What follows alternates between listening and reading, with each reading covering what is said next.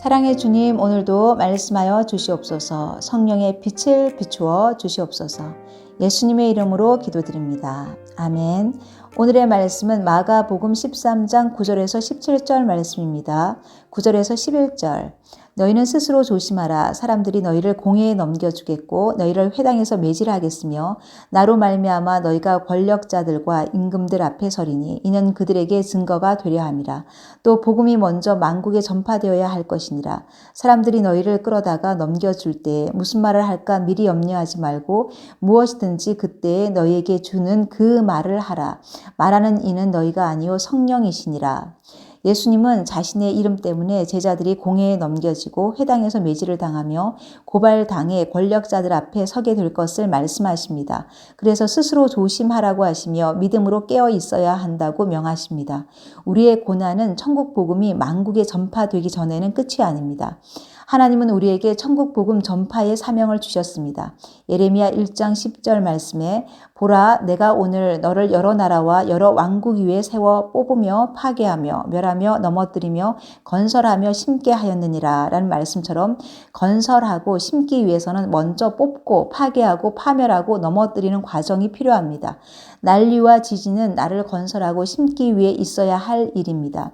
예수 그리스도가 내 인생에 우뚝 서기 위해 내 가정이 복음 위에 우뚝 서기 위해 성전의 무너짐은 일어나야 할 일입니다. 그리고 우리의 가정을 새롭게 건설하기 위해 끝까지 견뎌야 합니다. 그래야 천국 복음이 전파됩니다. 환난 때 무슨 말을 할까 염려하지 말라고 하십니다. 성령께서 우리의 입에 말씀을 붙여주시겠다고 하십니다. 그리고 바로 그때 우리는 다른 말이 아닌 성령께서 주시는 그 말을 해야 합니다. 그래야 하나님의 나라가 건설되고 새로운 회복의 역사를 보게 됩니다. 12절에서 13절 말씀, 형제가 형제를 아버지가 자식을 죽는 데에 내주며 자식들이 부모를 대적하여 죽게 하리라. 또 너희가 내 이름으로 말미암아 모든 사람에게 미움을 받을 것이나 끝까지 견디는 자는 구원을 받으리라. 예수님은 복음 때문에 형제 간에 부모 자식 간에 대적하며 서로를 죽이는 데 내어주는 일이 있을 것이라고 하십니다. 또한 예수님은 믿는 것 때문에 모든 사람에게 미움을 받을 것이라고 하십니다. 믿음의 길은 항상 편안한 길이 아니라 때로는 이해받지 못하고 소외와 핍박을 받기도 합니다. 그러나 끝까지 견디는 자는 구원을 받습니다. 복음 때문에 미움을 받더라도 끝까지 견디는 자에게는 주께서 약속하신 생명의 면류관이 기다리고 있습니다. 14절에서 17절 말씀, 멸망에 가증한 것이 서지 못할 곳에 선 것을 보거든 잃는 자는 깨달을진저 그때 유대에 있는 자들은 산으로 도망할지어다. 지붕 위에 있는 자는 내려가지도 말고 집에 있는 무엇을 가지러 들어가지도 말며 밭에 있는 자는 겉옷을 가지러 뒤로 돌이키지 말지어다. 그날에 아이벤 자들과 젖먹이는 자들에게 화가 있으리로다. 멸망에 가증한 것이 서지 못할 곳에 선 것을 보거든 이것은 하나님을 대적하는 세력, 거짓된 권세가 하나님의 자리까지 침범하는 상황을 말합니다. 한마디로 거룩해야 할 성전에 우상단지가 서 있다는 것입니다. 그러면 멸망입니다. 멸망에 가증한 것이 거룩한 곳에 서는 것은 한순간입니다. 오늘 괜찮다고 내일도 괜찮다고 생각해서는 안 됩니다. 그런데 그 우상이 혐오스러운 모습을 하고 있는 것이 아니라 먹음직, 보암직, 탐스러운 모습으로 다가옵니다. 내 문제를 해결해 줄 것처럼 또는 나를 성공시켜 줄 것처럼 나를 행복하게 해줄 것처럼 다가오니 깨어있지 않으면 분별하기가 어렵습니다.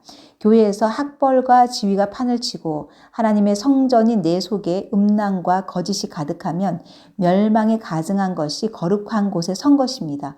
그때 산으로 도망가라고 합니다. 성경에서 산은 하나님의 임재가 있는 곳을 의미합니다. 멸망에 가증한 것이 거룩한 곳에 선 것을 보거든 즉시 지체하지 말고 하나님께 피해야 합니다. 예배의 자리, 목장 모임의 자리, 큐티의 자리, 기도의 자리에서 하나님을 만나셔야 합니다. 하나님만이 우리의 피난처입니다. 지붕 위에 있는 자는 집 안에 있는 물건을 가지러 내려가지 말라고 하십니다. 집 안으로 내려가면 가지고 나오고 싶은 것이 많아서 도망갈 수가 없습니다.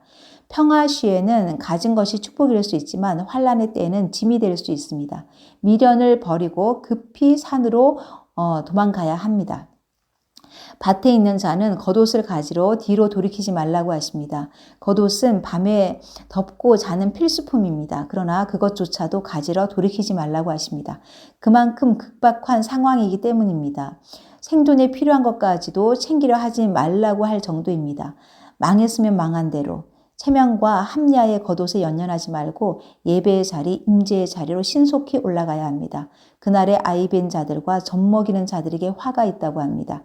임산부나 젖먹이는 자는 급박한 상황 가운데 빠르게 움직이기 어려운 사람들입니다. 그래서 환난 속에서 더 큰 고통을 겪습니다. 환난 때에 구원의 확신이 없는 가족, 양육되지 않은 자녀가 내 발목을 잡을 수 있습니다. 그래서 지금 구원의 확신을 심어주고 양육해야 합니다. 바로 지금이 배워야 할 때이고 자라야 할 때입니다. 양육받아야 할 때임을 기억하시기 바랍니다. 적용하시겠습니다. 내 삶에 뽑고 파괴해야 할 것과 심고 건설해야 할 것은 무엇입니까? 사람에게 미움을 받더라도 복음을 전하시겠습니까? 내 안에 우뚝 선 우상, 멸망에 가증한 세상 욕심은 무엇입니까? 이것을 어떻게 깨뜨리겠습니까? 기도하시겠습니다. 천국 복음이 만국에 전파되기를 소망하며 오늘도 제가 있는 곳에서 복음의 증인으로 살겠습니다. 복음을 전하다 사람들에게 미움을 받아도 멈추지 않겠습니다. 늘 언제나 제 마음의 성전이 주님의 임재로 정결하고 거룩하기를 소망합니다. 멸망에 가증한 것을 거절합니다. 세상 쾌락과 집착을 버리고 주님의 임재의 산으로 날마다 올라가기 원합니다. 영적 성장을 갈망합니다.